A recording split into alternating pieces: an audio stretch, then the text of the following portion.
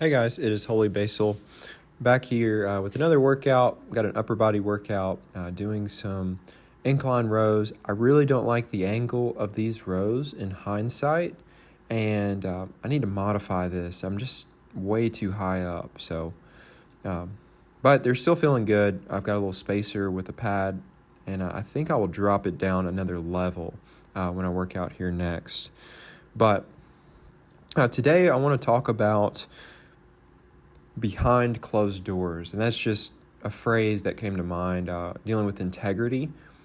And I feel like a lot of people that meet me at work or in the social world, they're like, "Oh, you're so good," or "goody two shoes," or whatever it might be. And I don't really feel like that sometimes, because I know that everybody has their own struggle, and I don't always feel so pure, and whether that's thoughts or our own struggles. But scripturally, we can see one of the perfect people to look to for an example is Daniel. And I want to read from Daniel chapter 6, verse 10. And it says, "When Daniel learned that the document had been signed, he went into his house. The window in its upper room opened towards Jerusalem, and 3 times a day he got down on his knees, prayed, and gave thanks to his God, just as he had done before. Then these men went as a group and found Daniel petitioning and imploring his God. So they approached the king and asked about his edict. 'Didn't you sign an edict that for 30 days any man who petitions any god or man except you, the king, will be thrown into the lion's den?' The king answered, 'As the law of the Medes and Persians, the order stands and is irrevocable.'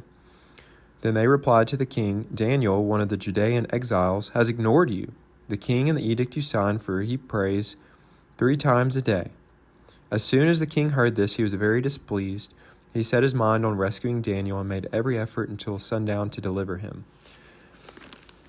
So when I read this, I just think about the confidence and boldness of Daniel first, but also the consistency, because it's not just out in public that he is displaying righteousness, but it's behind closed doors.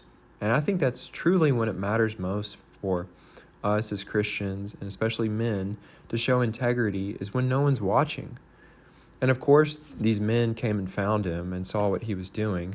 But this is just such a motivator for me, that when nobody's watching, to keep my thoughts pure, keep my actions pure, and keep my really everything pure. Now, to address the opposite of purity behind closed doors, we can talk about David. And David's done some great things we can see in Scripture, but one of his best-known blunders is involving seeing a woman naked bathing, Bathsheba, and sleeping with her, then lying about it, having her husband killed. And you don't have to be a Christian to know that that's not right. That is unacceptable and has no character and integrity. Even today, we see men of popularity, whether within the Christian world of pastors or ministry, fall from their pedestals because of their lack of integrity behind closed doors, which eventually has light shown upon it. For example, Rabbi Zacharias, the famous pastor that had all the sexual allegations come against him after he died, that his organization acknowledged was true. And Carl Lentz is another example. And whether you like these people or not, that is not the discussion, but it's just the fact that they had scandals that were revealed. So it's so important for us as men, I'm assuming no females are watching this, but as men, to really guard ourselves and to focus on being pure. Proverbs 11:3, "The integrity of the upright guides them, but the unfaithful are destroyed by their duplicity." Proverbs 21:3, "To do what is right and just is more acceptable to the Lord than sacrifice." Now, how might we go about these things? What are some ways that we can implement? Well, Philippians 4:8 encourages us to think about pure, lovely, and admirable things. And a lot of that can just be abstaining from anything that's sexually charged or violent, anything that can cause us to take a misstep because the enemy comes to kill, steal, and destroy. And I think that he does want to devour us. And if you're not aware of that, then you have to be aware, because if you believe in God, then you have to believe in the devil. What's really cool is that though we strive continually for integrity, it's not just accomplished overnight. Proverbs 22 verse 1 says, "A good name is to be chosen rather than great riches." So it's saying here that the value of having integrity is worth so much, knowing that you can sleep at night, that you won't be accused of anything, or even if you're accused of something, you have a clean conscience because you know that you're pure. Because people even accuse Jesus of being a drunkard, a wine bibber, but we know that he wasn't.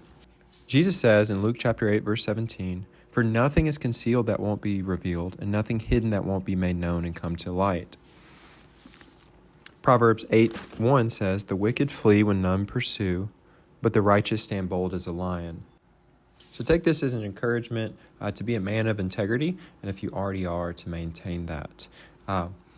But anyways, if you made it this far in the video, I appreciate you guys for listening, hearing me kind of ramble on these devotions. If y'all have anything that y'all want me to talk about, let me know in the commentary, and I'd appreciate it greatly. But I'm super humbled and thankful that you'd even listen to this. This just speaks volumes to me, and I just really look forward to growing over the next few months, physically and spiritually. I got some big things ahead, and just really enjoy making this type of content. But if you don't know Jesus, I pray that you would, and that you would know that he died on the cross for you and I, and that he desires a relationship with you.